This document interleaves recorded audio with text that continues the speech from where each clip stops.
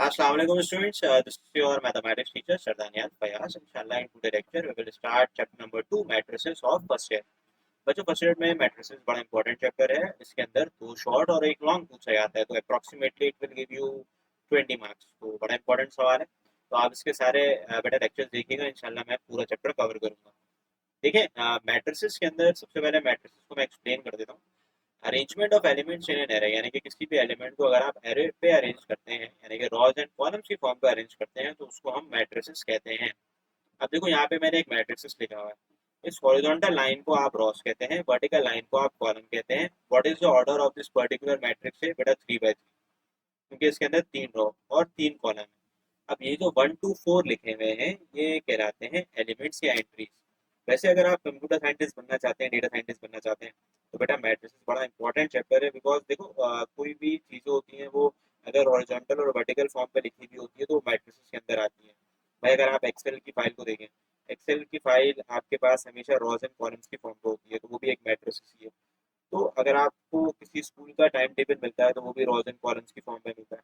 तो बेटा बहुत सारी चीज़ें रॉज एंड कॉलम्स की फॉर्म पे अरेंज हो रही होती है, यानी कि मैट्रिसेस बन रही होती है। तो उसको एक इंजीनियर या कंप्यूटर साइंटिस्ट के लिए समझना बहुत ज़्यादा ज़रूरी है। मैं कुछ टाइप्स पहले डिस्कस करता हूँ, जो कि आपने ऑलरेडी मैट्रिक के अंदर भी पढ़े हुए हैं, लेकिन फर्स्ट ईयर के अंदर भी वही टाइप्स है। पहली टाइप को मैं आपको बताता हूँ। पहली टाइप जो है वो रॉ मैट्रिक्स है, सही है। अब रॉ मैट्रिक्स क्या होता है? Matrix containing only one. तो ऐसा मैट्रिक्स जिसमें एक रॉ हो उसको हम रॉ मैट्रिक्स कहते हैं। जैसे कि आप इस मैट्रिक्स को देखिए, इसमें क्या कितनी रॉ है? इसके अंदर सिर्फ एक रॉ प्रेजेंट है, तो order of this raw matrix is 1/n। यानी कि भाई एक रॉ है और नंबर ऑफ रॉज जो है वो n प्रेजेंट है। ठीक है।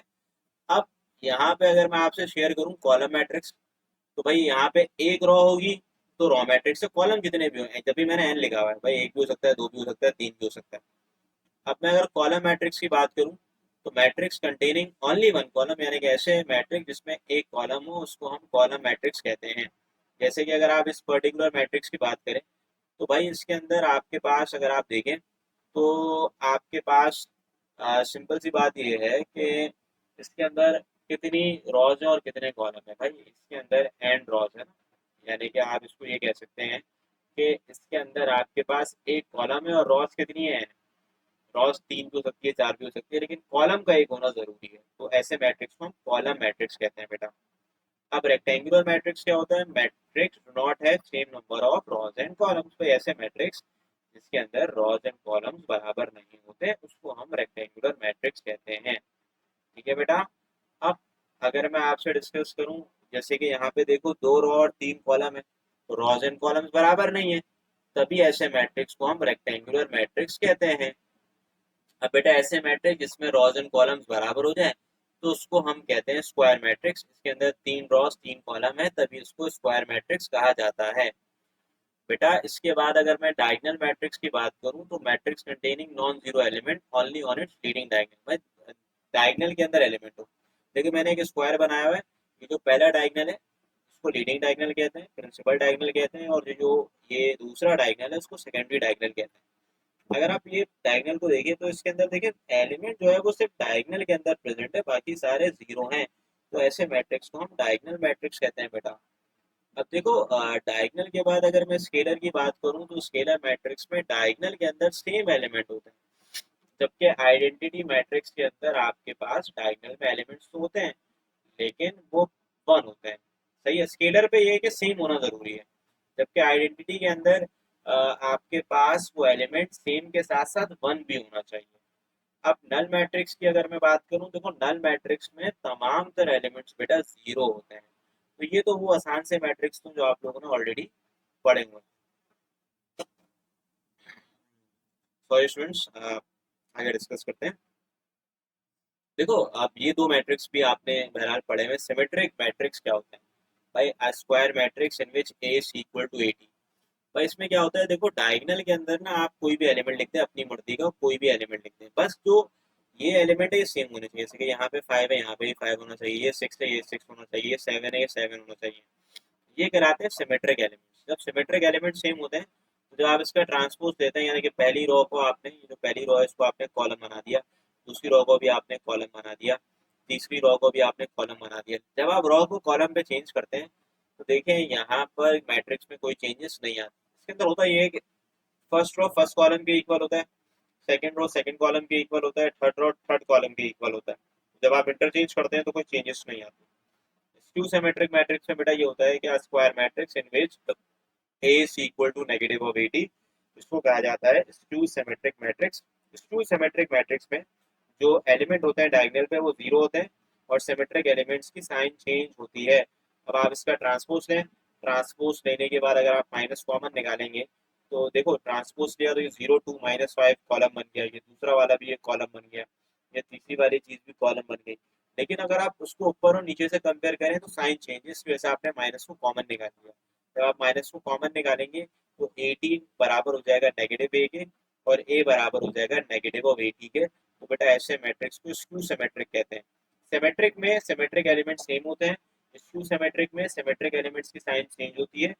सिमेट्रिक में याद रखिएगा डायगोनल पे बेटा नॉन जीरो एलिमेंट्स होते हैं, जीरो भी हो सकते हैं और नॉन जीरो भी हो सकते हैं, लेकिन स्क्यू सिमेट्रिक मैट्रिक्स में शर्त है कि सिर्फ जीरो ही होंगे। ठीक है बेटा। अब बेटा इसके आगे मैंने दो और मैट्रिक्स आपको डिस्कस करने हैं, दैट इज योर हर्मिशियन के Hermitian skew Hermitian next lecture में ऑलरेडी डिस्कस है। ये 2.1 का पहला सवाल है, इसको देख लेना।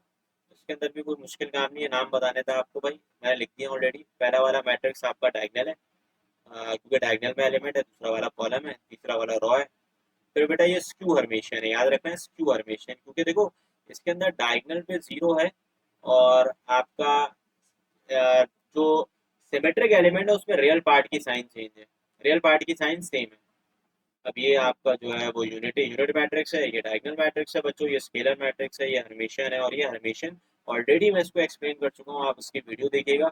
हर्मिशियन पे नॉर्मली याद रखना कॉन्जुगेट होता है, देखो ये कॉन्जुगेट है symmetric elements, iota minus iota, two iota minus two iota. अगर कॉन्जुगेट है ना आपका सिमेट्रिक एलिमेंट्स तो हर्मिशियन है, यहाँ पे भी देखो कॉन्जुगेट है तो ये हर्मिशियन मैट्रिक्स है।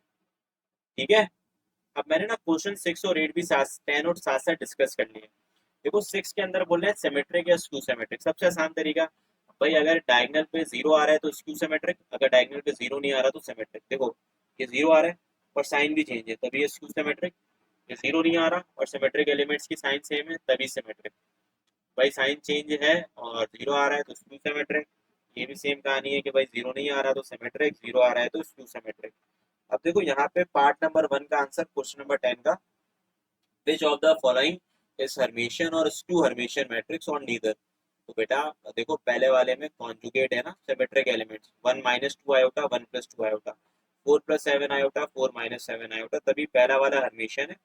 दूसरे वाले में अगर देखो रियल पार्ट की साइन मतलब इमेजिनरी पार्ट की साइन चेंज नहीं हो रही तभी इसको स्क्यू हर्मिशियन बोलेंगे। स्क्यू हर्मिशियन पे डायगोनल पे जो एलिमेंट्स होते हैं वो आपके लाजमी तौर पर क्या होते हैं, वो अल्लाह भला करे आपका जो है बेटा वो सिर्फ प्योरली इमेजिनरी होते हैं। लेक्चर 2 पे देखिएगा, उसमें ना मैंने हर्मिशियन स्क्यू हर्मिशियन को पूरा डिस्क्राइब किया हुआ है, उसमें आपको ये बात क्लियर हो जाएगी।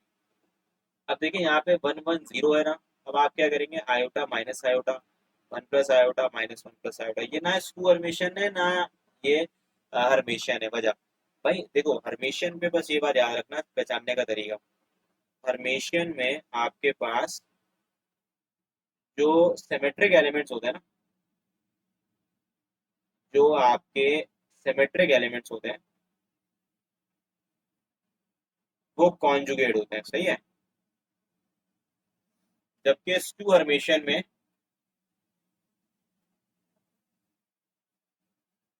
स्क्यू हर्मिशियन में जो एलिमेंट होते हैं आप ये लिखेंगे element contain opposite side of opposite sign of real part, यानी कि भाई इसमें रियल पार्ट की साइन चेंज होती है। अब देखो यहाँ पे मसला ये है कि अगर तुम इन दोनों को ऑब्जर्व करो 1 + आयोटा -1 + आयोटा, तो उसमें तो इमेजिनरी पार्ट की साइन सेम है और रियल पार्ट की साइन डिफरेंट है। लेकिन मसला ये है कि आपका जो डायगोनल का एलिमेंट है ना उस पे प्योरली इमेजिनरी होना जरूरी है। मतलब ये वाला एलिमेंट और ये वाला एलिमेंट कॉन्जुगेट है, एक में कॉन्जुगेट नहीं है एक में कॉन्जुगेट है, तो ये तो दोनों बातों को फॉलो कर रहा है। दोनों बातों को फॉलो करने का मतलब ये है कि एक साथ दोनों को थोड़ी फॉलो कर सकता है, तभी हम हर्मिशियन भी नहीं बोलेंगे और उसको स्क्यू हर्मिशियन भी नहीं कहेंगे। ठीक है। तो बेटा ये आपका क्वेश्चन नंबर 10 था। क्वेश्चन नंबर 10 के बाद क्वेश्चन नंबर 2 भी देख लो। क्वेश्चन नंबर 2 के अंदर एक वो गिवन है, डेली, डॉन और जंग के कुछ न्यूज़पेपर्स की डेली सेलिंग जो है वो आपको बता रहे हैं। बस आपने वही डेटे को मैट्रिक्स की फॉर्म पे लिख के बताना है। इसको ऑर्डर भी पूछ रहे हैं भाई, तो वो 2/7 होगा। क्वेश्चन 3 का पार्ट नंबर 1 मैंने डिस्कस कर लिया है भाई, आपने कुछ भी नहीं करना। आपने बाय कंपेयरिंग करना है, जो सेम एलिमेंट है उसको कंपेयर करेंगे, सेम पोजीशन वाले। यानी कि A7 आयोटा के इक्वल हो जाएगा, B-4 आयोटा के इक्वल हो जाएगा, C8 आयोटा बन जाएगा, D6 आयोटा। सवाल सॉल्व।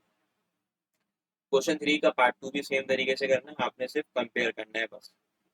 क्वेश्चन 3 पार्ट 3 की अगर मैं आपसे बात करूँ, तो इसके अंदर क्या लिखा हुआ है भाई? इसके अंदर सिंपल सी बात यह है कि आप एक काम ये करें, इसको इसके बराबर रख लें। मतलब जो अब वो है ना जिसमें आपके पास वेरिएबल्स आपको दिख रहे हैं, उसको इक्वेट कर दें। यानी कि यहाँ पे x+y 3 के इक्वल हो जाएगा, z 3x के इक्वल हो जाएगा, 2x+y 4 के इक्वल हो जाएगा, a y/2 के इक्वल हो जाएगा। इक्वेट करने के बाद ना मैंने जो सबसे पहला काम किया, मैंने 1 और 3 को देखा, उसमें x और y मौजूद है सिर्फ। तो मैं क्या करता हूँ, पहले इक्वेशन 1 और 2 को सॉल्व करता हूँ। सॉल्व करने का मतलब है पहले मैं इनको सब्ट्रैक्ट कर देता हूँ। सब्ट्रैक्ट करने से y कैंसिल हो जाएगा, x-2 x-x, y-y कैंसिल हो जाएगा, 3-4 -1 आ जाएगा, x की वैल्यू 1 आ जाएगी। इस 1 को ले जाके मैंने इक्वेशन नंबर 1 पे पुट कर दिया, y मिल गया। अब बहुत आसान हो गया भाई, मैं y को ले जाके पहले मैंने x को ले जाके 2 पे पुट करा, z मिल गया। x की वैल्यू कितनी आई थी? 1 आई थी, तो x की जगह 1 लिख देंगे, ठीक है। अब मुझे बताओ y की जगह क्या लिखूंगा? y की जगह 2 लिख दूंगा, तो a की वैल्यू आ जाएगी। तो ये हमारे चारों आंसर आ गए। a की वैल्यू 1 आ गई, x की वैल्यू भी 1 आ गई, और y की वैल्यू 2 आ गई, z की वैल्यू 3 है। ठीक है, तो ये ऑलरेडी नेक्स्ट लेक्चर में कवर्ड है, ठीक है। तो ये काम आप लोगों ने करना है।